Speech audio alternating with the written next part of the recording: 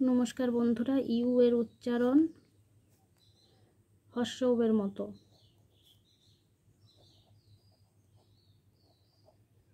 এর কয়েকটা উদাহরণ: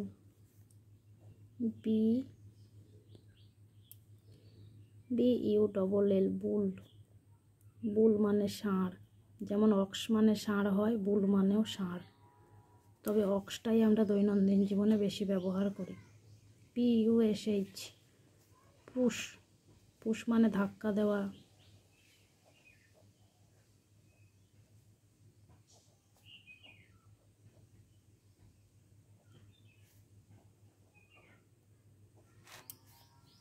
PUT, পুট।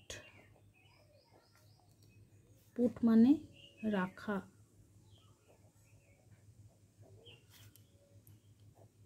FULL, ফুল। ফুল মানে পূর্ণ।